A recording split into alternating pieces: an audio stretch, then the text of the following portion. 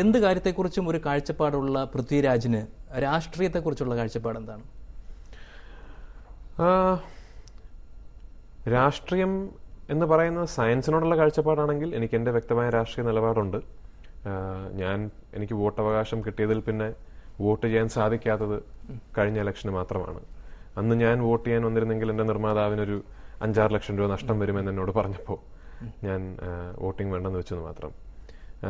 പിന്നെ എൻ്റെ രാഷ്ട്രീയ ചിന്ത എന്നുള്ളതിലുപരി നിലനിൽക്കുന്ന എല്ലാ രാഷ്ട്രീയ ഐഡിയോളജീസും ഇന്ന് വളരെ മനസ്സിലാക്കപ്പെട്ടിരിക്കുന്ന വളരെ ബാലിശമായിട്ടാണ്. പ്രത്യേകിച്ച് എൻ്റെ ജനറേഷനിൽ ആർക്കും തന്നെ അങ്ങനെ ഒരു അവരുടേതായ രാഷ്ട്രീയ നിലപാടുകളെ പറ്റി വ്യക്തമായ ചിന്തയുണ്ടോ എന്നതിന് എനിക്ക് സംശയമുണ്ട്. വളരെ ചെറിയൊരു അംശം മാത്രമാണ് വളരെ ആക്റ്റീവായിട്ട് നമ്മുടെ പൊളിറ്റിക്കൽ സിനാരിയോയെ ഫോളോ ചെയ്യുന്നത്.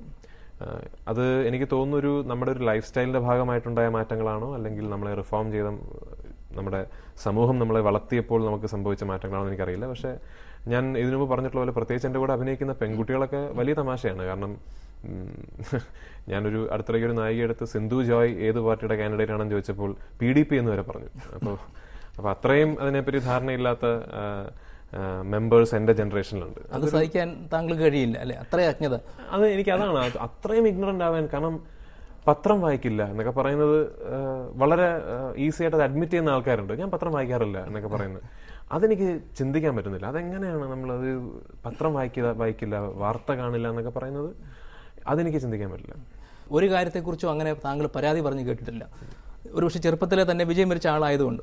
പക്ഷെ ഒരു കാര്യത്തെക്കുറിച്ച് താങ്കൾ പരാതി പറഞ്ഞു കേട്ടു. അതായത് താങ്കളുടെ അച്ഛൻ്റെയൊക്കെ കാലത്ത് വളരെ കരുത്തരായ എഴുത്തുകാരുടെ കഥാപാത്രങ്ങളെ അവതരിപ്പിക്കാൻ അവർക്ക് അവസരം കിട്ടി. പക്ഷെ ഇതൊക്കെ ഏത് കാലത്തെയും നായകന്മാർക്ക് പറയാൻ കഴിയുന്നതല്ലേ?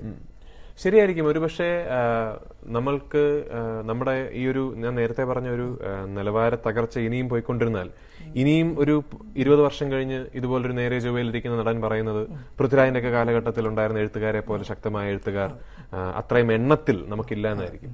പക്ഷെ എന്റെ അവസ്ഥയിൽ ഞാൻ പറയുന്നത് MT സാറും ശ്രീനിയേട്ടനും ലോഹി സാറും ഡെന്നിസ് ജോസഫും കലൂർ ഡെന്നിസും SN സ്വാമി എല്ലാവരും ശക്തമായ തിരക്കഥകൾ കൺസിസ്റ്റന്റ് ആയിട്ട് വീണ്ടും വീണ്ടും എഴുതിക്കൊണ്ടിരുന്ന കാലഘട്ടത്ത് അന്നത്തെ നടന്മാർക്ക് ഒരു വലിയ ഭാഗ്യമുണ്ടായിരുന്നു. അവർക്ക് ഒരുപാട് കഥാപാത്രങ്ങൾ വീണ്ടും വീണ്ടും കിട്ടിക്കൊണ്ടിരുന്നു. പക്ഷെ എന്റെ കാലഘട്ടത്തിൽ അത്തരം എഴുത്തുകാർ സജീവമായി നിൽക്കുന്നത് വളരെ കുറച്ചേ ഉള്ളൂ.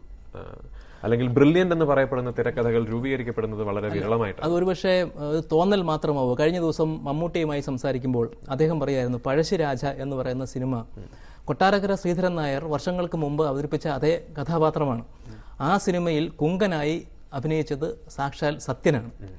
ഇപ്പൊ തിരിഞ്ഞു നോക്കുമ്പോൾ അന്നത്തെ കാലത്തും അതുപോലെ കഥാപാത്രങ്ങൾ ഉണ്ടായിരുന്നു, ഇപ്പോഴും വരുന്നുണ്ട്, ഇനിയുള്ള കാലവും വരും എന്നല്ലേ വിചാരിക്കേണ്ടത്? അതാ കുഴപ്പം. അന്നത്തെ കാലത്ത് വന്ന അതേ കഥാപാത്രമല്ല ഇപ്പോഴും വന്നിരിക്കുന്നത്. എന്തുകൊണ്ട് ഇന്നത്തെ കാലഘട്ടത്തിൽ വേരുകളുള്ള ഇന്നത്തെ സമൂഹത്തിൽ നിന്നും പ്രതിധ്വനിക്കുന്ന ഇന്നത്തെ സാമൂഹ്യ രാഷ്ട്രീയ നിലപാടുകൾ ഉൾക്കൊണ്ടുകൊണ്ട് പ്രമേയങ്ങളും കഥാപാത്രങ്ങളും സംഭവിക്കുന്നില്ല? എന്തുകൊണ്ട് 30 വയസ്സിന് താഴെ എഴുത്തുകാർ സംഭവിക്കുന്നില്ല? എന്തുകൊണ്ട് 25-ഉം 26-ഉം വയസ്സുള്ള ചെറുപ്പക്കാർ സിനിമാ തിരക്കഥകൾ എഴുതുന്നില്ല? ഇതൊക്കെയാണ് എന്റെ ചോദ്യങ്ങൾ. അങ്ങനെ ഒരു ബ്രീഡ് തീർച്ചയായിട്ടും വരേണ്ടതാണ്. പക്ഷെ അവിടെ താങ്കൾക്ക് തന്നെ ഒരു പക്ഷേ ചിലത് നഷ്ടപ്പെടുന്നില്ലേ? ഇപ്പം മോഹൻലാലൊക്കെ അദ്ദേഹത്തിന്റെ ചെറുപ്പകാലത്ത് ചെയ്ത സിനിമകൾ ഈ മലയാളി മധ്യവർഗത്തിന്റെ എല്ലാ വികാരങ്ങളും എടുത്തു വെക്കുന്ന സിനിമകളായിരുന്നു. അത്തരം സിനിമകൾ ഒരുപക്ഷെ ചെയ്യാനുള്ള അവസരം താങ്കൾക്ക് ഉണ്ടാവില്ല. മോഹൻലാൽ അദ്ദേഹത്തിന്റെ ചെറുപ്പത്തിൽ ചെയ്തത് അന്നത്തെ കാലത്തെ മലയാളി മധ്യവർഗത്തിന്റെ വികാരങ്ങൾ എടുത്തു വെക്കുന്ന സിനിമകളായിരുന്നു. അന്നത്തെ കാലത്തെ മധ്യവർഗത്തിന്റെ സിനിമകൾ ഇന്ന് ചെയ്യുന്നതിൽ എന്താണ് പ്രസക്തി? ഞാൻ പറയുന്നത് ഇന്നത്തെ കാലത്തെ മധ്യവർഗത്തിന്റെ സിനിമകൾ ഉണ്ടാവണം. പക്ഷേ പുതിയ മുഖമോ റോബിൻ ഹുഡോ അത്തരം ഒരു സിനിമയാണോ? അല്ല, അത്തരം സിനിമകളല്ല. പക്ഷേ പുതിയ മുഖവും റോബിൻ ഹുഡുമാണ് ഇന്ന് വിജയിക്കുന്നത്. അപ്പൊ നമ്മൾ വീണ്ടും നേരത്തെ ചർച്ച ചെയ്ത വിഷയത്തിലേക്ക് നമ്മൾ തിരിച്ചു വരേണ്ടി വരും. അതാണ് ഞാൻ പറയുന്നത്. ആസ്വദിക്കുന്ന സിനിമകളും നിർമ്മിക്കപ്പെടുന്ന സിനിമകളും കുറച്ചുകൂടെ പ്രസക്തിയും നിലവാരവും എസ്തെറ്റിക്സിൽ കാണിക്കേണ്ടതായിട്ടുണ്ട്. താങ്കളുടെ കാലുകൾ ഇങ്ങനെ എല്ലാ കാര്യത്തിലും ഈ മണ്ണിൽ ഉറച്ചു നിൽക്കുന്നു എന്ന് തോന്നുമ്പോൾ തന്നെ ഈ പുതിയ മുഖം സിനിമ ഇറങ്ങിയതിനു ശേഷം പൃഥ്വിരാജും ഒരു സൂപ്പർ സ്റ്റാർ ആണ് എന്ന തരത്തിൽ പ്രചരിപ്പിക്കാനുള്ള ഒരു ഉത്സാഹം താങ്കളുടെ ഫാൻസ് അസോസിയേഷനിൽ നിന്നും താങ്കളുടെ ബന്ധപ്പെട്ട ആളുകളിൽ നിന്നും ഉണ്ടായി എന്നുള്ളത് നിഷേധിക്കാൻ കഴിയുമോ? എന്റെ ഫാൻസ് അസോസിയേഷൻ തീർച്ചയായിട്ടും അതിൽ പ്രചരിപ്പിക്കും. അവർക്ക് 2 മാധ്യമങ്ങൾ പൃഥ്വിരാജ് പുതിയ മുഖത്തിന് ശേഷം സൂപ്പർ സ്റ്റാർ ആയി എന്ന് എഴുതിയാൽ അവരത് ഏറ്റുപിടിക്കും എന്നുള്ളതിന് യാതൊരു സംശയം വരില്ല. അവരെന്നെ സ്നേഹിക്കുന്ന, എന്റെ സിനിമകൾ പ്രോത്സാഹിപ്പിക്കുന്ന, ഞാനെന്ന് പറയുന്ന നടന്റെ വളർച്ച ഒരുപാട് ഒരുപാട് ആഗ്രഹിക്കുന്നവരാണ്. സത്യത്തിൽ ഒരു പരിധി കഴിഞ്ഞിട്ട് ഞാനത് നിരുത്സാഹപ്പെടുത്തുമായിരുന്നു.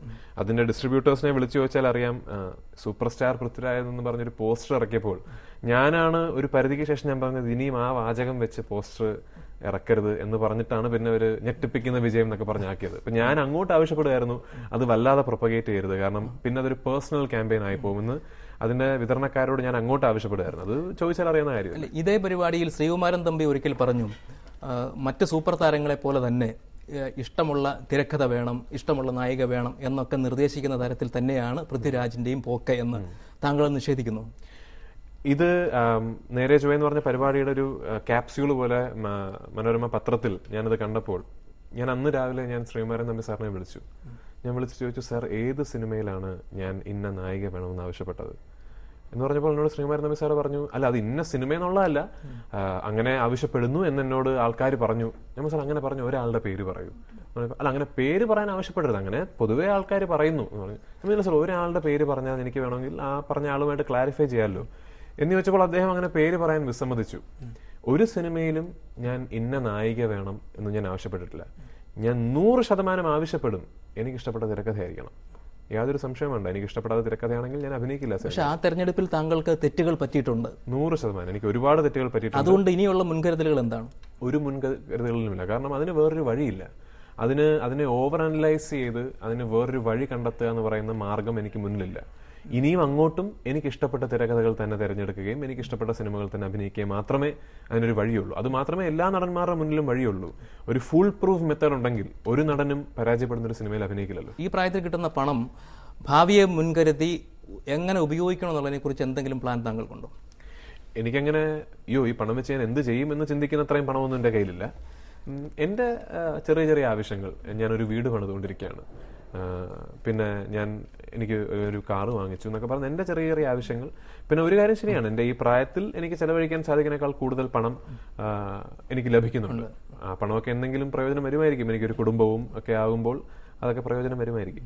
നടിമാരെ ബന്ധപ്പെടുത്തി മാത്രമല്ല ഗോസിപ്പുകൾ ഉണ്ടാകും, കാറുകളെ ബന്ധപ്പെടുത്തിയും ചിലപ്പോൾ ഗോസിപ്പുകൾ വരാറുണ്ട്. ഇപ്പൊ മമ്മൂട്ടിയോ മോഹൻലാലോ ഒരു പുതിയ ബ്രാൻഡ് കാർ വാങ്ങി എന്നറിഞ്ഞു കഴിഞ്ഞാൽ അതിലൊട്ടും കുറയാത്ത കാർ തന്നെ പൃഥ്വിരാജും വാങ്ങിക്കുന്നു. അപ്പോൾ ഒരുപക്ഷെ ആവശ്യത്തിലേറെ പൈസ കയ്യിലുള്ളത് കൊണ്ട് ചെലവഴിക്കാൻ മാർഗമില്ലാത്തൊരു അവസ്ഥയുണ്ടോ? എനിക്ക് കാറുകൾ ഭയങ്കര ഇഷ്ടമാണ്. നല്ല ഭംഗിയുള്ള നല്ല ഫാസ്റ്റ് കാർസ് എനിക്ക് ഭയങ്കര ഇഷ്ടമാണ്. എനിക്ക് മാത്രമല്ല, എനിക്ക് എന്റെ പ്രായത്തിലുള്ള ചെറുപ്പക്കാർക്ക് എല്ലാവർക്കും ഉള്ളൊരു ഫാസിനേഷനാണ് ഈ നല്ല കാറുകൾ എന്ന് പറയുന്നത്. അതുപോലെ എനിക്ക് ഭയങ്കര ഇഷ്ടമാണ്. എനിക്ക് അഫോർഡ് ചെയ്യാൻ പറ്റുന്ന ഏറ്റവും നല്ല കാർ, എന്റെ സാമ്പത്തിക പരിമിതിക്കുള്ളിൽ എനിക്ക് വാങ്ങിക്കാൻ പറ്റുന്ന ഏറ്റവും നല്ല കാർ എന്റെ കയ്യിലുണ്ട്. അതിന് ഞാൻ ആരോടാണ് ഞാൻ ഖേദം പ്രകടിപ്പിക്കേണ്ടത്? അത് കാലാകാലങ്ങളിൽ അപ്ഗ്രേഡ് ചെയ്യുകയും ചെയ്യും. തീർച്ചയായിട്ടും. ഞാനൊരു കാറ് വാങ്ങിച്ചു, കുറച്ച് കഴിഞ്ഞ് എനിക്ക് ആ കാറ് പഴകിയെന്ന് തോന്നി, എന്റെ കയ്യിൽ പൈസ ഉണ്ടെങ്കിൽ ഞാൻ കുറച്ചുകൂടെ ബെറ്റർ കാറ് വാങ്ങിക്കും. മനുഷ്യബന്ധങ്ങൾ അങ്ങനെ ആവില്ല എന്ന് ഉറപ്പിക്കട്ടെ. തീർച്ചയായിട്ടും ഉറപ്പിക്കണം. ഈ പൃഥ്വിരാജ് എന്ന് പറയുന്ന വ്യക്തിയുടെയും നടന്റെയും പരിമിതി എന്താണ്? വ്യക്തിയുടെ പരിമിതി എന്റെ ദേഷ്യമാണ്. എനിക്ക് ഒരുപക്ഷെ കൺട്രോൾ ചെയ്യാൻ സാധിക്കാത്ത വികാരം അത് മാത്രമേ കാണൂ. എനിക്ക് കരച്ചിൽ അടക്കാൻ സാധിക്കും, ചിരി അടക്കാൻ സാധിക്കും, സന്തോഷം അടക്കാൻ സാധിക്കും, ദുഃഖം അടക്കാൻ സാധിക്കും. ദേഷ്യം അടക്കാനാണ് ഞാൻ ഇനിയും പഠിക്കേണ്ടത്. നടനെന്ന രീതിയിലുള്ള എൻ്റെ പരിമിതി ഞാൻ ഇനി അറിയേണ്ടതാണ്. ഇനിയും കുറച്ചുകൂടെ എൻ്റെ ഒരു വോളിയം ഓഫ് വർക്ക് വികസിച്ചതിന് ശേഷം, കുറച്ചുകൂടെ എക്സ്പീരിയൻസ് ആയതിനു ശേഷം തിരിഞ്ഞു നോക്കുമ്പോഴായിരിക്കും എനിക്ക് മനസ്സിലാവുന്നത് ഇതാണ് എൻ്റെ പരിമിതി എന്ന്. ഇപ്പോഴത്തെ അവസ്ഥയിൽ ഞാൻ എന്നെ തന്നെ ഇപ്പോഴും ഡിസ്കവർ ചെയ്തുകൊണ്ടിരിക്കുകയാണ്. 20 വർഷത്തിന് ശേഷമുള്ള പൃഥ്വിരാജിനെ കുറിച്ചുള്ള ചിത്രം താങ്കൾക്ക് തന്നെ ഒന്ന് പറയാം. ആഗ്രഹങ്ങളെ പറയാൻ പറ്റുള്ളൂ. എങ്ങനെ അറിയപ്പെടണമെന്നായിരിക്കും താങ്കൾ ആഗ്രഹിക്കുന്നത്? അതെ, 20 വർഷങ്ങൾക്ക് ശേഷം ഇന്ത്യയിൽ ഒരു 3 ഭാഷകളിലെങ്കിലും വളരെ മുൻനിരയിൽ അറിയപ്പെടുന്ന ഒരു മലയാളി നടനായിരിക്കണം ഞാൻ. 20 വർഷങ്ങൾക്ക് ശേഷം വളരെ സജീവമായി നല്ല സിനിമകൾ നിർമ്മിക്കുകയും നല്ല കമേഴ്ഷ്യൽ സിനിമകൾ പ്രേക്ഷകർക്ക് മുന്നിലെത്തിക്കുകയും ചെയ്യുന്ന ഒരു പ്രൊഡക്ഷൻ ഹൗസ് റൺ ചെയ്യുന്ന ഒരു ഫിലിം കമ്പനിയുടെ ഉടമസ്ഥനായിരിക്കണം ഞാൻ.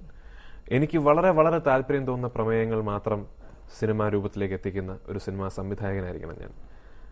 ഒരു നല്ല കുടുംബസ്ഥനായിരിക്കണം. എൻ്റെ അമ്മയ്ക്കൊരു നല്ല മകനായിരിക്കണം. എൻ്റെ അച്ഛൻ്റെ ഐഡിയോളജീസിന് ചീത്ത പേര് വരുത്താതെ ജീവിക്കുന്ന ഒരു വ്യക്തിയായിരിക്കണം. അപ്പോഴും എൻ്റെ ഭാര്യയ്ക്ക് ഒരു നല്ല ഭർത്താവായിരിക്കണം എന്ന് പറഞ്ഞില്ല. കുടുംബം എന്നുദ്ദേശിച്ച അതാണ്. അപ്പോൾ താങ്കളുടെ ആഗ്രഹങ്ങളെല്ലാം സഫലമാവട്ടെ എന്ന് ആശംസിക്കുന്നു. വളരെ നന്ദി. Thank you.